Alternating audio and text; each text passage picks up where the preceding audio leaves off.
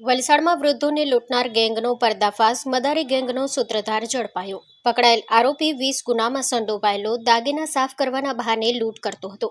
વલસાડમાં વૃદ્ધો અને મહિલાઓને નિશાન બનાવી સોના ચાંદીના દાગીના તફડાવતી ટોળકીનો વલસાડ એલસીબીએ પર્દાફાશ કર્યો છે. વલસાડ ગ્રામ્ય પોલીસ અને એલસીબીની સંયુક્ત તપાસમાં ખેડબ્રહ્મા પાસેથી એક આરોપીની ધરપકડ કરવામાં આવી છે. પકડાયેલ આરોપીએ વલસાડના પીઠા ગામના એક વૃદ્ધ દંપતીને આ ટોળકીએ નિશાન બનાવ્યા હતા. ગઠિયાઓએ પોતાની ઓળખ પોલીસ તરીકે આપી અથવા દાગીના સાફ કરી આપવાના બહાને વૃદ્ધા પાસેથી સોનાનું મંગળસૂત્ર અને સોનાની બંગડીઓ પડાવી લીધી હતી. ત્યારબાદ તેઓ પોતાની સ્વિફ્ટ કારમાં ફરાર થઈ ગયા હતા.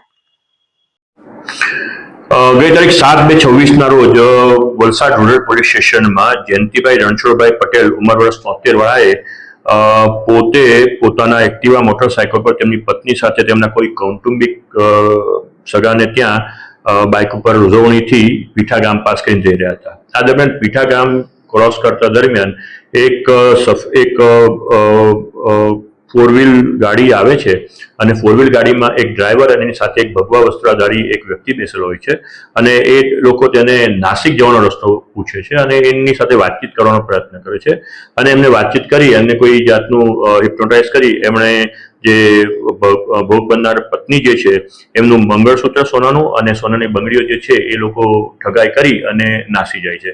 આ સંબંધે પોલીસ સ્ટેશનમાં રૂરલ પોલીસ સ્ટેશનમાં ગુનો દાખલ કરવામાં આવે છે અને એની તપાસ હાથ ધરવામાં આવે છે.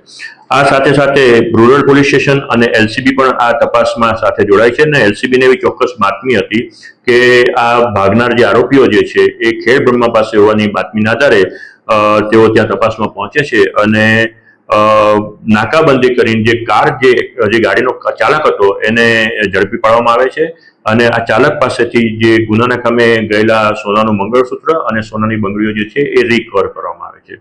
આરોપીને વધુ તપાસ માટે વલસાડ લાવતા આરોપીની પૂછપરછ કરવામાં આવે છે.